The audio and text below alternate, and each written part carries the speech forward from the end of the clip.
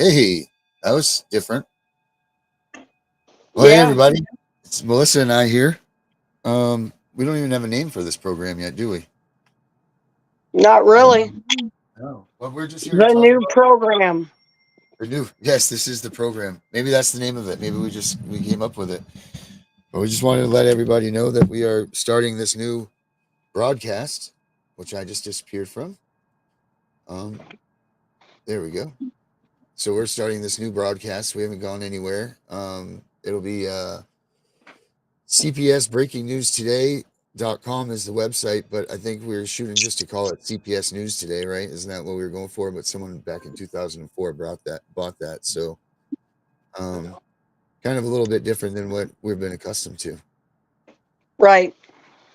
A little bit more free, a little more of what we want to say, what we want to do.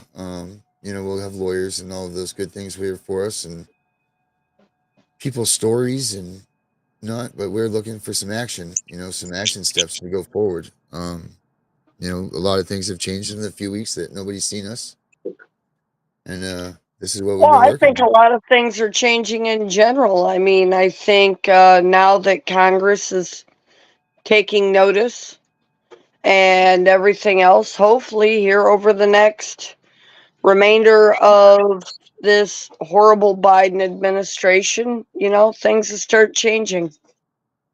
Do you do you know about this guy, Senator Hawley? Have we talked about Mm, him? no, So I haven't heard about him. this dude is from Missouri, um, and he's a up and coming senator. I guess. Well, he's a freshman right now. He's a freshman right now. But he went through his state politics because he knew he couldn't make a difference. His voice wasn't going to be heard, so he did what he had to do. He paid his dues in his in his younger or the state's side of the government, and now he is actually a senator from Missouri. Watch this. I'm going to put this up. Um, this is crazy. This is the guy that we need to support. This is the guy that we need on our shows. This is the guys everybody just wait, you'll see. Watch this.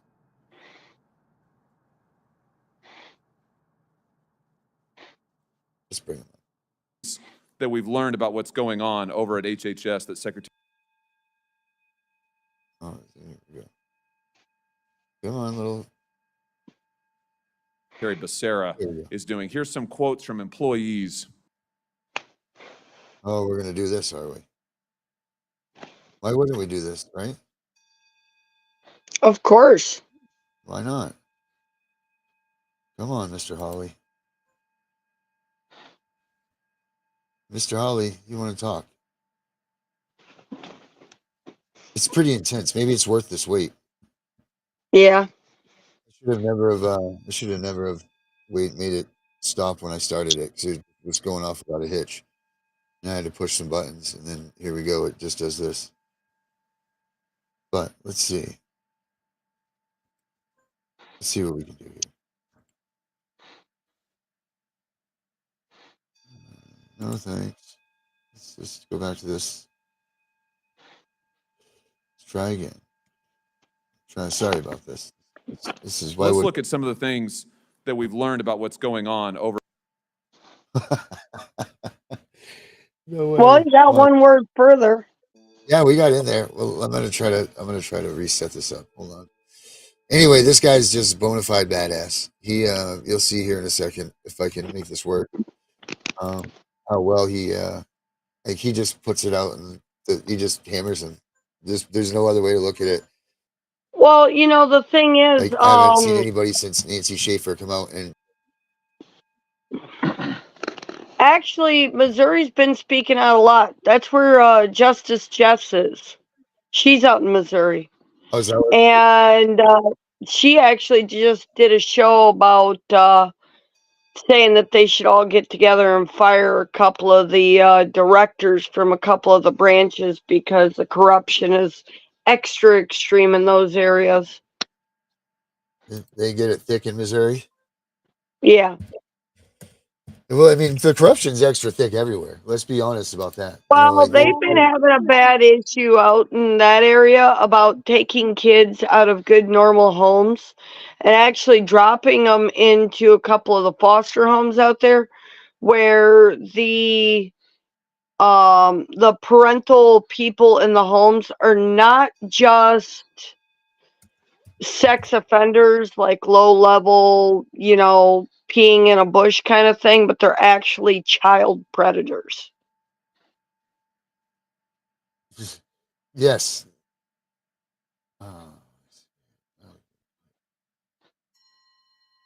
So she's been doing a lot of shows on that lately. When we were last before this committee, we try talked this. about the tens of thousands, it's actually 420,000 unaccompanied migrant children who have come across the border under your watch.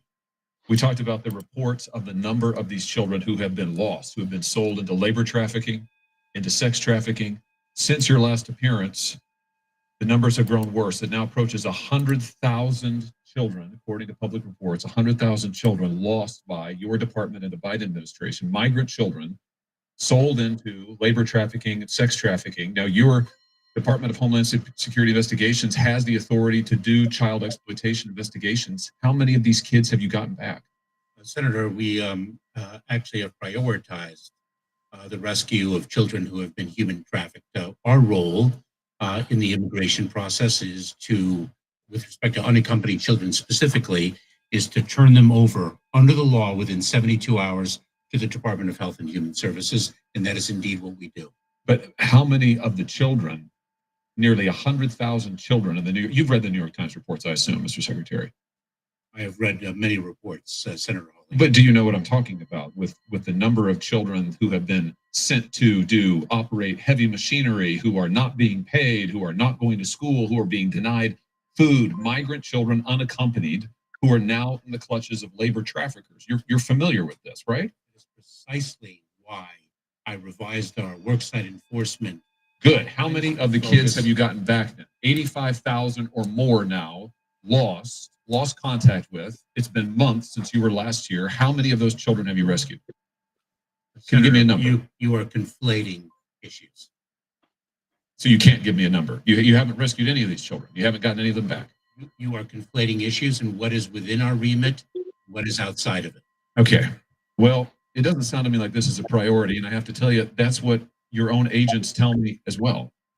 A whistleblower from your Agency of Homeland Security Investigations has come to me and has said that special agents who are working on child trafficking cases and fentanyl interdiction cases have been pulled off of their investigations and sent to the southern border.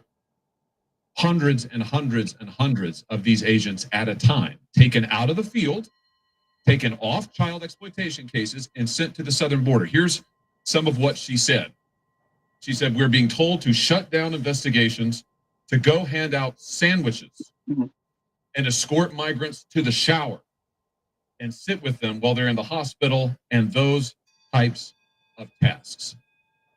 Mr. Secretary, you're taking special agents away from investigating child traffickers and child exploitation when you've lost tens of thousands of kids to traffickers, and you're sending them to make sandwiches at the border. What is going on? You are incorrect, Senator. Are there special agents from HSI at the border? Senator, we have a number of priorities. We prioritize trafficking in children. We prioritize the fight against fentanyl. We prioritize. Mr. Secretary, you're not answering my question. You're not answering my question. Are there HSI special agents who are currently at the border, having been pulled away from other cases? Yes or no? Combating the fight against fentanyl, yes. How many agents are currently at the border, having been pulled off of their other cases? To fight the scourge of fentanyl, I'd be very pleased to provide you with that data. That's not what the special agent is alleging. That's not what she said. She said that they're being taken off fentanyl interdiction. That Homeland Security guy's such an idiot. Yeah. Investigations into criminals. Every single time they question him, he comes off sounding more and more like a babbling moron. Just because these guys don't even know what they're doing. They have no freaking clue. And you know what? I want him to ask so badly, where are all these kids coming from? Well, I mean, it's obvious the people that are carrying the fentanyl across are bringing the kids across because, their cousins here are waiting for the kids so that they can make as much money off the kids as they do the fentanyl. Right. Well, and that, but what he's saying though is these hundreds of thousands of kids that are missing, that's coming from us. That's coming from what DHS puts into their system in CPS. Well, not Telling even you, CPS, because that's HHS right, and DHHS. right, and St. And Mary, the all thing this. I is, mean, where they're not citizens, you realize they do not fall under the grounds of our state by state CPS. They it's fall crazy. under the federal DHHS for deportation. That makes sense. Mm-hmm. Like It's not. if there was a 13, 14-year-old kid being held doing slavery at your neighbor's house, and let's say your neighbor gets raided for something, and the police come out there and find out that this kid is an illegal immigrant, most likely this child, who may be interviewed by CPS, would then turn around and sit in our local county jail as a holding facility pending deportation back to the Walmart child housing facility in Yeah, Texas, pending deportation or something else. So they ain't even going to get lucky enough to see CPS. it's disgusting. It's all just disgusting, and people need to wake up to this. And that's why we started this news channel, because these are the things that we get to be able to talk about now, as far as what's going on in the world, what like where things are at, what like this is why we started this. And it's obviously just the beginning of what's going on here with us. And obviously tonight we're just kind of playing with some things to get the word out that we're starting this, and that we'll be back on. We'll have multiple shows a day on. You'll go back, you're going to start your own show, the families. What did we name this one for you? The one that your main show is going to be Family Surviving Families surviving CPS. I mean, how many families do you have right now, do you think, that are on hold waiting to have you speak to them and help them out? Like a real Well, I number. mean, I'm helping over 20 myself. Kim's got another 17 more. Yep. And these are active cases. These are not already terminated. So if you get into the ones that are looking for the hope of fraud upon the court or some kind of, manipulation of the case that was illegal in a way that it could be brought back, we probably have another 4 or 5 between us that are at that level. Well, we know that all of them, but yeah. Like I have one family that just had their rights terminated in South Carolina, and the mother's attorney at the first trial, the mother's attorney walked in, spoke to the judge, and quit the day of trial. Quit, walked out. So they only got halfway through the trial.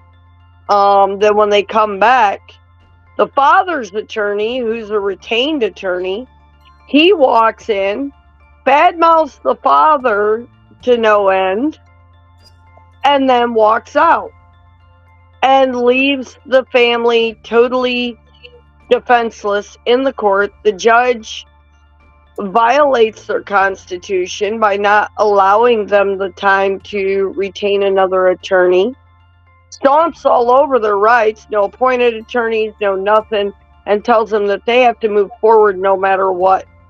Terminates their rights 45 minutes later.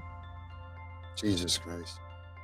Yeah, right now we're waiting for a judge's order so we can turn around and do the motion for reconsideration and try to make sure all the arguments are in the motion so that hopefully they'll have a reasonable chance of appeal. And the crazy thing about their case is, I don't know if you heard about all the FBI raids on like the different drug labs for all the false drug tests and stuff. Yep.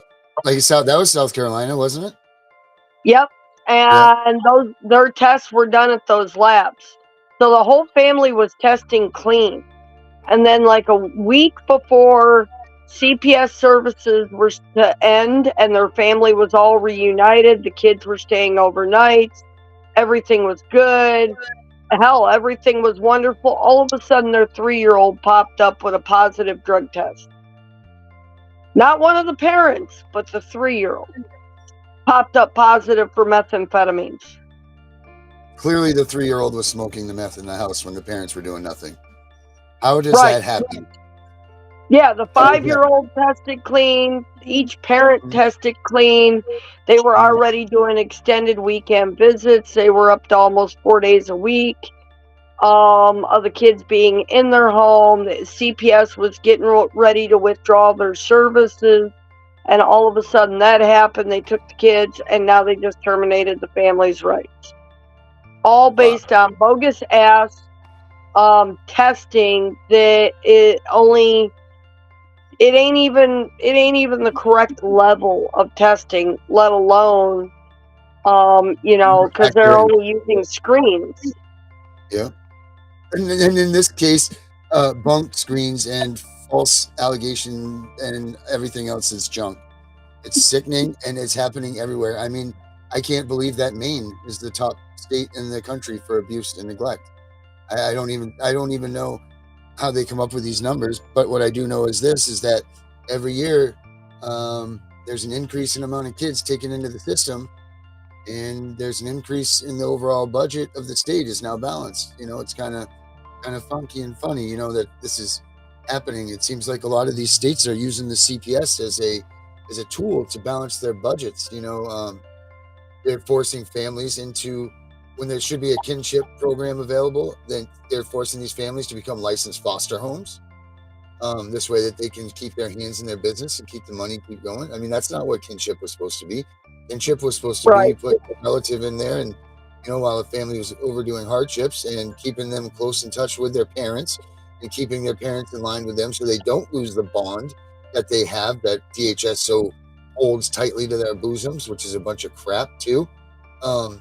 Because a kid never loses their bond from their parent. That doesn't happen. The kid yearn for that bond their entire lives. That's why at 18 they still go back and look for their parents. That's why they're never satisfied. It's not because the bond went away. It's because that bond never goes away.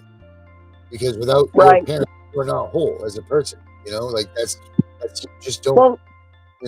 What they did with Kim, with Kim's oldest daughter, who was like turning 18 at the time.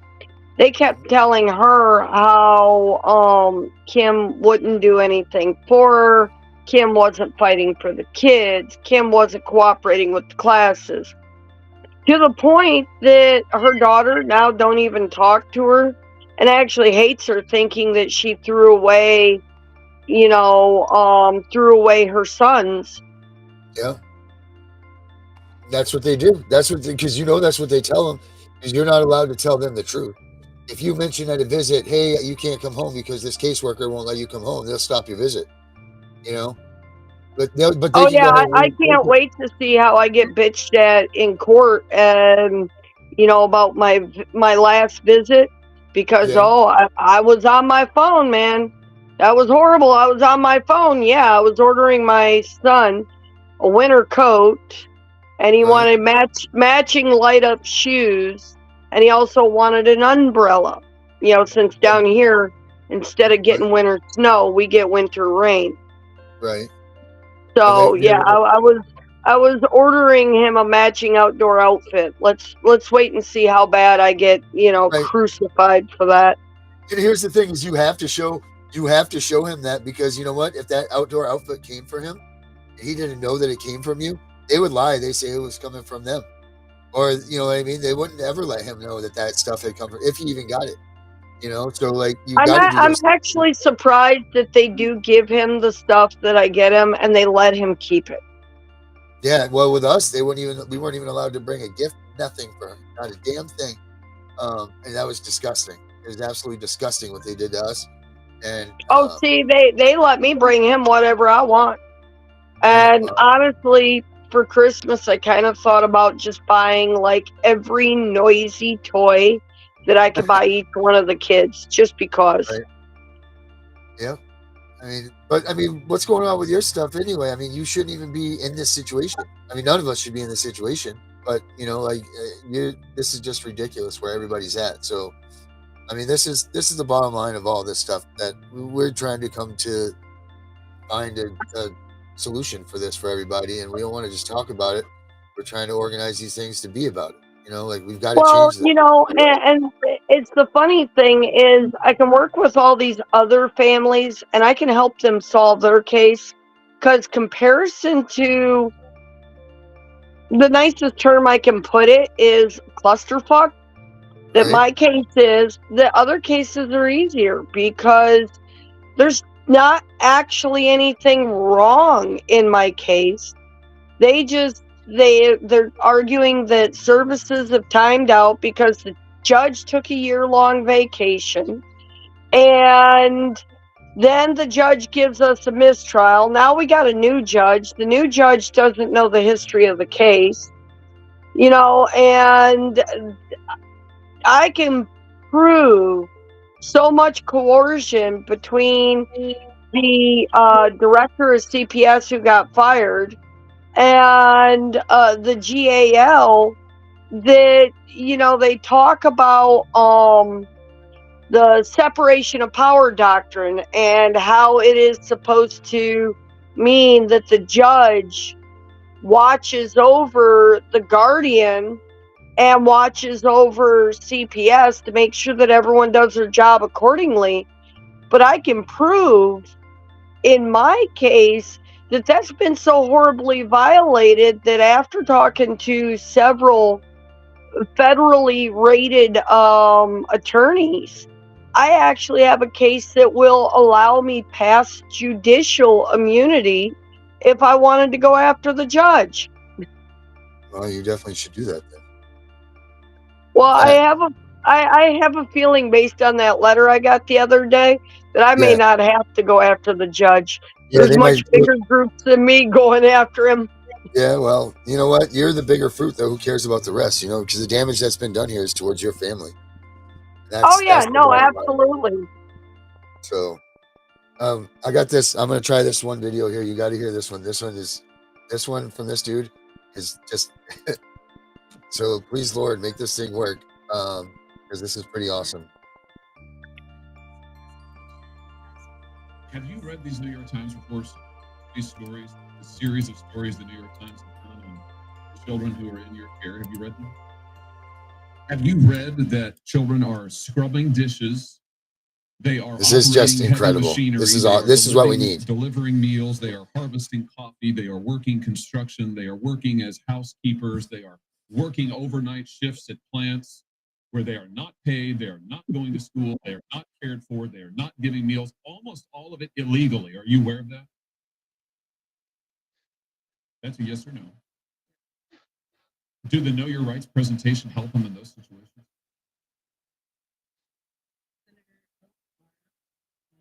That's a yes or no, I think. Do you really think that you're helping these children by releasing them to labor traffickers and, yes, sex traffickers? 85,000 children whom you have no contact with, and your answer is we gave them a presentation before we turned them over to these people who are exploiting them on a scale not seen in this country for 100 years, a century. A century. It's a disgrace in the United States of America. Let me ask you this. You did an audit, I noticed, where you gave yourself a clean bill of health. So just tell me this. Do you require sponsors to document their relationship with the child? Look at how arrogant she is. Just. Do you require sponsors to document their relationship with the child? No, you do not. You do not. Have you read the Senate's Permanent Subcommittee on Investigations reports on your office? There was one in 2016. There was one in 2018. There was one in 2020. There was one in 2022. Spanning administration, what they found is you do not require sponsors to document their relationship with the child. You release them anyway. What about background checks? Do you require background checks on all adults in the household?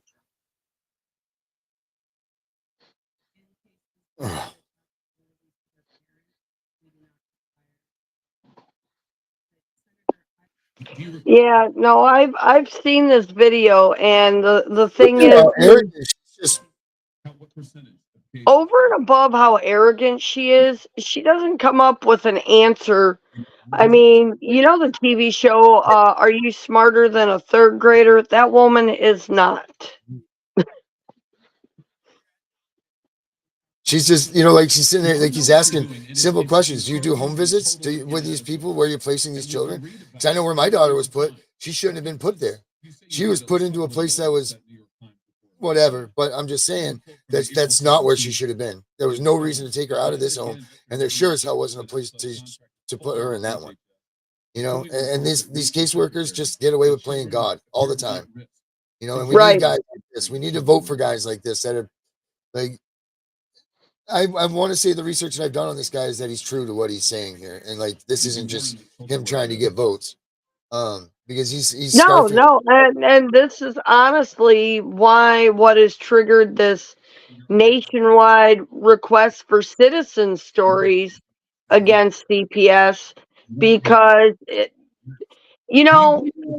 hate everything about the Biden administration. They have screwed up our country so bad it ain't funny.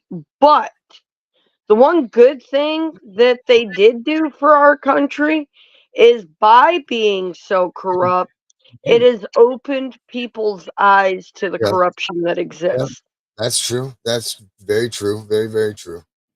Because think of how many people would still be blindly sitting there not realizing how corrupt CPS is. If Well, I the mean, how many Biden people? administration, hell, there's a documentary about it, about Hunter Biden's laptop, and it Yeah, even speaks to the U.S. citizen CPS cases and the migrant cases, both in Hunter Biden's laptop. Jesus. Run them through. Get them out to those sponsors, those traffic. I mean, how can that guy even stay into that spot? I have no idea. I mean, this country's just gone to hell, I guess. And you got nobody asking for accountability. Everybody's too scared to. You got the media blacking out people when they speak out against them. Hell, they'll probably black us out because we're talking about it. But you know what? Eventually, people are going to wake up to this, and the mass needs to come in numbers. And again, this is why we have the sites, abolishcps.com. This is why we have the breaking news today.com. Like, because we're trying to build a massive movement to get people to join with us and become a sizable force. Because we're not going to be a sizable force, and we're not going to be anything if we all stay in our little twilight little groups trying to do this and that. We all need to get together. No one's child is any less, no one's any better or any worse than anybody else. So, like you're not going to lose your child in joining this movement, but to add your strength to the numbers of this movement and to what we're doing is huge. It's just huge because we can't be a force without the numbers. It just can't happen. And we need all of these satellite groups to come together, join us in our fight, park themselves at our website, because we're going to put spots there for all these people that need to park their groups in there, so everybody knows where they can find any information that they need. We're going to have file sharing. We have all kinds of stuff that's going into this website. Anything that anybody needs to fight CPS will be on our site. Right. We're done. We're done playing. We're not playing anymore. This is time to make this real. This is time for people to wake up and realize that this is the real thing. We need help. We need big time help. And we're looking for everybody to come in and do just that for us. Well, and it's sad that there's so many families out there that could actually use CPS intervention to help with real abuse, real neglect. Right. Kids that are really in harm's way and they get overlooked. Right. Their And numbers are they get deemed non-harmful to the families, and yet the decent people that are out there, UI, so on and so forth, we're being attacked at every front. it's You just know, the one family that I'm working with, and they're a family that I work with very carefully, because as the parents, when they were children, between their parents, there was over 50 cases called in that were all non-substantiated. of harm being done to these children. Jesus Christ. So they had a horrible upbringing, so the system failed them. Now they have children, and instead of the system trying to help them be better parents and actually teach them, the system has just been systematically harassing them over and over and over, to the point that it's actually creating an abuse issue in the family. And now they're getting ready to get their rights terminated, but the kids are already damaged from 22 cases worth of abuse. Yeah. And then, of course, 48 cases worth of abuse on the parents, when they were kids from their parents.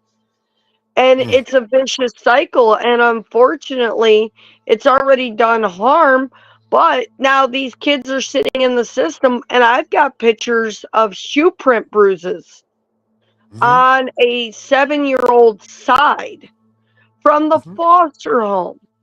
Yep. So they weren't being used physically in home, even though home was not the happiest place they could be.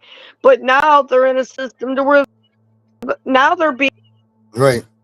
So it's like the system has systematically failed the children. They have Mm-hmm. failed the parents. They have failed the grandparents. Mm-hmm. How do you, what do you do in a case like that? And if you read the cases, their court appointed attorneys won't defend them. Right. They actually just hold your hand to make sure that the appeals process is a little bit more difficult to get at, because they lead the precedent for the appeal. Any good fight Right. in this, like Mr. Davis used to tell us, is your attorneys should be fighting. Like when you're going to court for that appeal. Like, so everything you're laying down in your strategy needs to be viable so that you can use it in your appeal. Like what you go Well, to these and that's trials. what I've been doing. I've been helping them file the stuff to make the record so that they have a chance at an appeal. Mhm. And that's You it. know, That's the important thing, the strategy. mm-hmm. Because these lawyers are not doing what they should be doing for these parents and these families to win in that original um, battle, and they're certainly not laying down the groundwork for the appeal or some to make things appealable, because a lot of people don't realize that it's not brought up in your trial and it's not a burden on the law. Then they can't appeal. You don't just go to the appeals court and try to say, hey, I want to try this over. It doesn't work like that. It's got to be specific No, but items. if you got some pretty good grounds, honestly, it's Right. worth Your appeal looking does at have. going through the Supreme Court with a writ of certiorari, Mhm. and actually ask the Supreme Court to review the whole case from the beginning. Right. Well, that's It's something the that I've been legislature. looking into. We've got a couple families that have some pretty hefty civil rights violations and fraud upon the court. So we're Yep. actually looking at going to the higher level like that But that's if and you're talking about actually the district asking for a court. full case review. Yeah, there's definitely ways of doing that, and that's what I hear too from a lot of places, that that's what they're doing. But you've got to let them. They've got to be able to hear you. I mean, it's not just guaranteed that that's going to happen. So that's what I'm saying. The importance is getting into the courtroom. Because the district courts are rogue. They don't go by their own rules. They're just a lawless organization making up their own things as they go. You can't use the law, and you can't use the Constitution. You can't use case law. You can't use any of this stuff in the district courts because they don't abide by any of it. I mean, and then Well, you now realize, case law, depending on the case law and how strong it is, they're supposed to. They're supposed to recognize it. The guardian recognize ad it, honor litem it. in my case, she quotes a lot of case law, Mm, and the judge, the previous judge has respected it. But something dawned on me the other day, and I was thinking about this. So we know that my judge has done that. The trial de novo, so the mistrial to the circuit judge because he mhm, did not make adequate record. mhm, Okay. And we know that he deemed my daughter dependent in a hearing that never even went on record. He did it all off record. Yeah. And he openly stated this is off record. So okay, so we have a de novo, so a mistrial for not having records. We have a child deemed dependent off record, so that's another screw up by the judge. Why can't I go back and challenge whether he's made record on the 72-hour hearings? Because if there's no record for those emergency hearings, then they never happened. That's a And the great argument. orders of them are void. Mm-hmm. You know, and I asked an attorney friend that, and he actually says, he says it would make sense, but I don't know if they'll let you do that. But Right, and they're I not don't going to let see you how do it they could because it makes stop me. sense. Right, because because no one puts it in their face. None of these hearings are a matter of record. None of them. They're all in these administrative courts. They're not in a court of record. They're just playing the administrative role. That's it. They don't. Well, but I mean, the juvenile court records are required to be fully documented. How do you know If that? Because they're kept if under lock and key. if anyone watching the show knows that their juvenile dependency hearing is not being documented, that is grounds for de novo. That is grounds How would for a you? mistrial. How would you even know? You get no access to this. You have the right to file a request for your transcripts. When not after you've been TPR'd, that's not your kid any longer. You still have a You got- right to file for request of your transcripts. I'm talking You about can, for so if you read the by rules of like filing for a writ of certiorari, it says you have the right to request all transcripts to review them to determine. Right, and how often do you get those? Well, I mean, a transcript's going to be with each and every hearing, and if I wanted to do a writ of certiorari, then I don't know that if I have the grounds or not to request it in my case. I can do the pre-request, and I can request the transcripts, so that I can review them. And then if I have something in there that works, then I can request it on up to the Supreme Court. And if I don't, all I've done is, made some court reporter happy.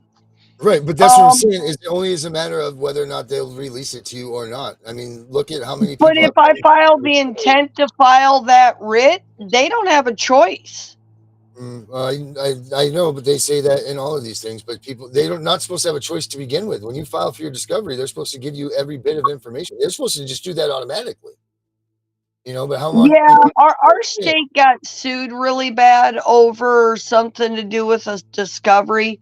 So CPS in our state now challenges the hell out of it. Right, and that shouldn't be an issue at all.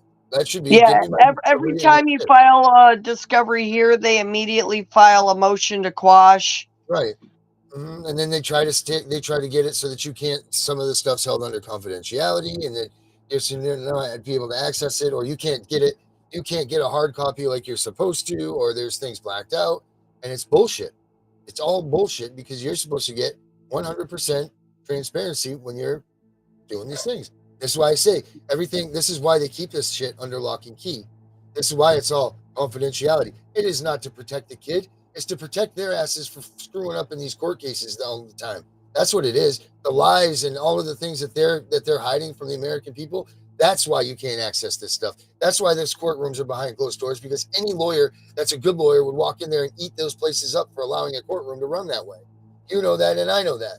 They're pulling such crap in those courtrooms that they won't even allow people, not even court watchers, to watch this stuff. Why? Because they're hiding the BS that's going on in there, and it's got to stop. Well, yeah, they're definitely hiding a lot of corrupt crap that goes on in the courtroom and behind the courtroom.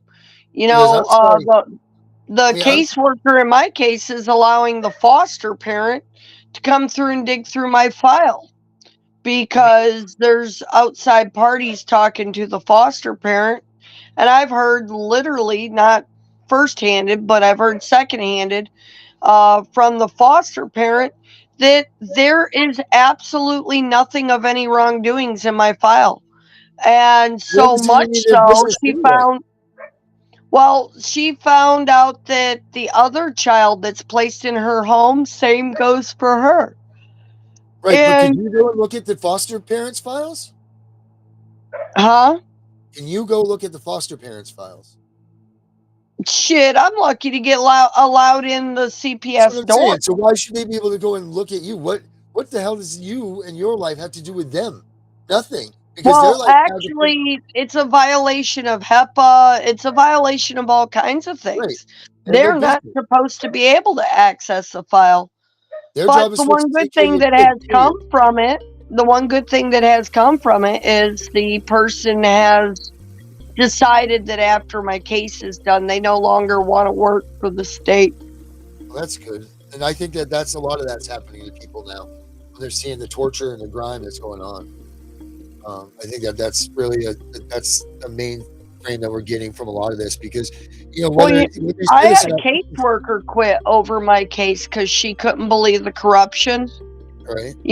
She actually came to me a couple days before she quit and she says, Melissa, she says, I took this job because I wanted to help children.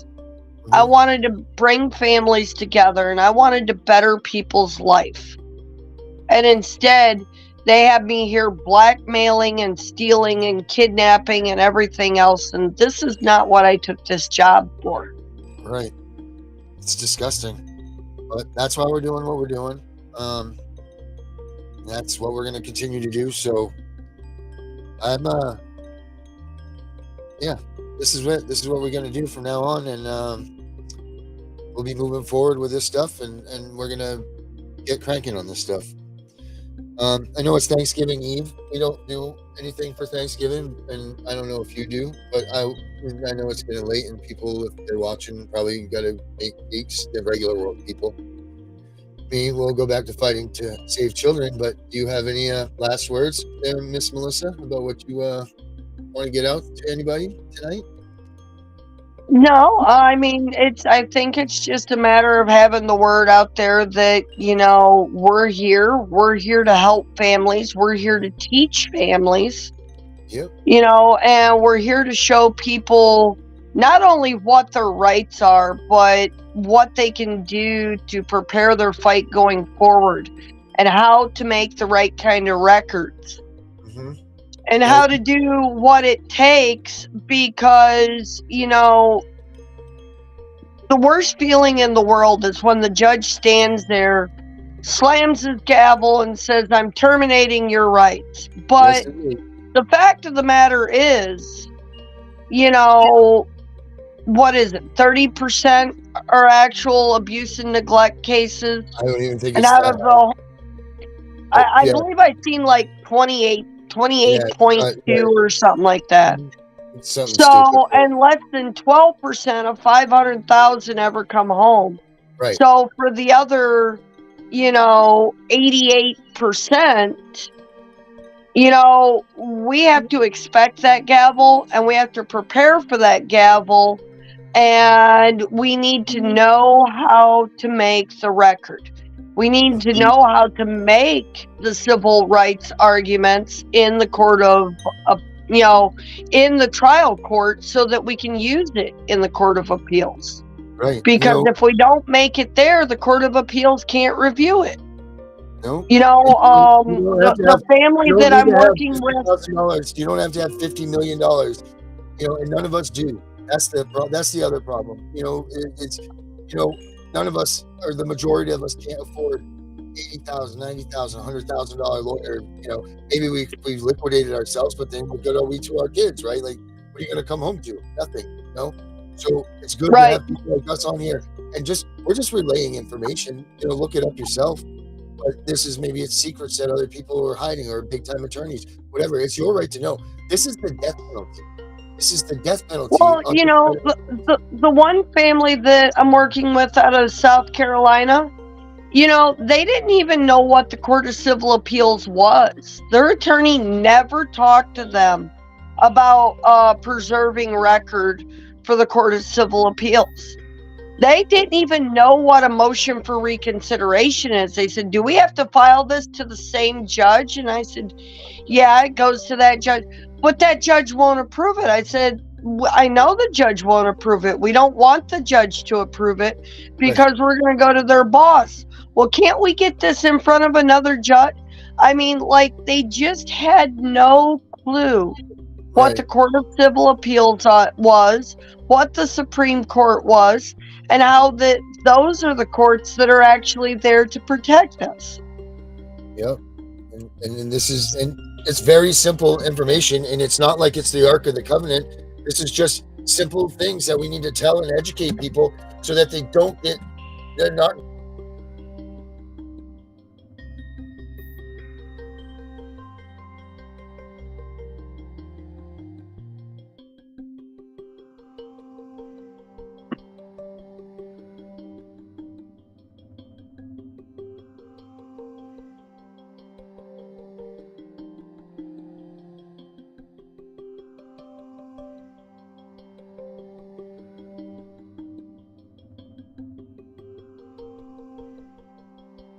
Well, and to everyone else out there watching, you know, I think the biggest thing is to learn not to open the door. You know, if they don't have the correct paperwork, you shouldn't open the door for them. You shouldn't cooperate when, you know, they're asking you to enter into case service plans and things, these safety arrangements, because it just doesn't work out well in the end. You know your rights before you enter into it, because that's all you can do. I mean, that's the most of what every parent needs to know. They need to know how to work the plan, make the arguments, build the case, be ready for court, knowing what's going to happen when you walk into court, know what kind of drug testing they can or cannot use, knowing what allegations are grounds for removal and what ones aren't. Understanding how to reserve your rights during the emergency hearings and getting the proper appeals. Those are all the things that all parents should know moving forward. You know, and for anyone and everyone that follows this station, you know, we will definitely move forward in trying to, you know, help parents be aware of those rights, offering programs for parents to be aware of those rights, and help every family prepare to put up the fight they need to get the children home. So for anyone out there watching tonight, you know, drop us an email, check our page. We'll start being on here more and more, and we'll have guests. And if anyone has a story they want to tell, hit us up, send us an email, go to abolishcps.com. You know, let us know if you want to be a part of this. By all means, everyone join in. Let's be a part. Let's make a better tomorrow for all the families out there. And on that note, we'll sign off and wish everyone a happy Thanksgiving, or as happy of a Thanksgiving as you can get. And good luck. And see you guys.